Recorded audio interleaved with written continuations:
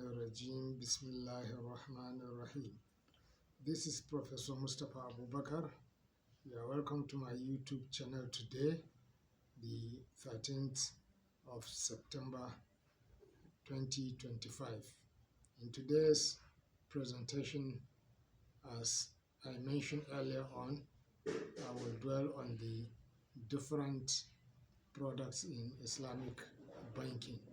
You may recall that I attempted to explain that Islamic finance is an umbrella term comprising of three major classes of Islamic commercial transactions and of course Islamic insurance, which is takaful, and Islamic capital market. Under the Islamic commercial transactions, you also have a subdivision of it which deals with social finance.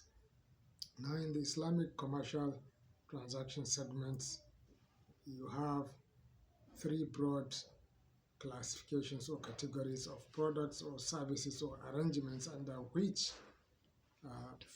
financing of business activities are pursued. The three broad categories are the equity-based financing, the trade-based financing, as well as the equity-based, the trade-based, as well as the rental-based financing. Now we will begin with a discussion of the equity-based financing. Under this, you have two broad forms, products, or structures of financing business activities, both at the level of formal institutional financing such as banks or individual financing arrangements where an individual finances a business transaction. The equity base, as I mentioned, is made up of two types of products. One is the Mudaraba form of financing, while the other one is the Musharaka mode of financing. I will seek to give some brief discussion on the first one, the Mudaraba form of financing. Mudaraba is an Arabic word connoting someone going around to find fortunes. It is an Arabic word connoting financing trade, financing business activity, financing production in an arrangement where two parties exist, two parties at extremes. The first party is the financier. In this sense, it can be a formal financial institution or an individual. He owns capital but lacks time, lacks skill, lacks energy, lacks all other things that are needed apart from financing to turn something into an economic product or service. And he is the Mudarib. The Mudarib is the financier and the first party. The second party is the skilled worker, the entrepreneur, who doesn't have the capital but has the time, the energy, the skill, and all it takes to turn around opportunities into economic products and services.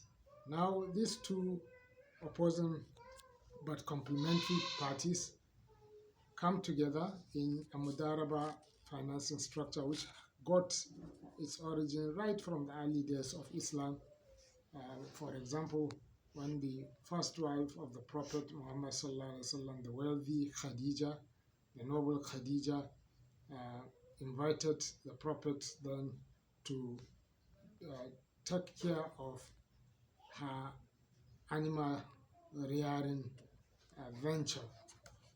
So she, in this sense, she is the financier, the Rabbul Mal, the owner of capital. while the prophet who was rearing the animals for herd on paid basis is the Mudarib, that is the entrepreneur, the skill worker. And so that is one of the origins of Mudaraba or entrepreneurship financing from the early days of Islam. Now, two parties in this arrangement are the Mudarib, that is the owner of capital or Rabbul Mal, and the the the other party is who? The skilled worker, the entrepreneur who runs the business.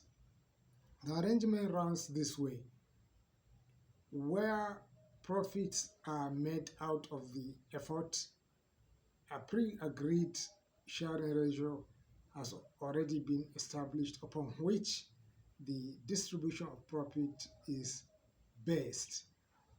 In the other side of the coin, where loss arise, the owner of capital, that is the Rabbul Mal, the financier, both at individual or institutional level, loses or bears the loss, and in some extent, including where capital is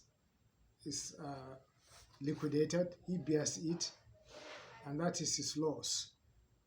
For the Mudarib, that is the entrepreneur, the skilled worker, maybe in this case the carpenter, maybe a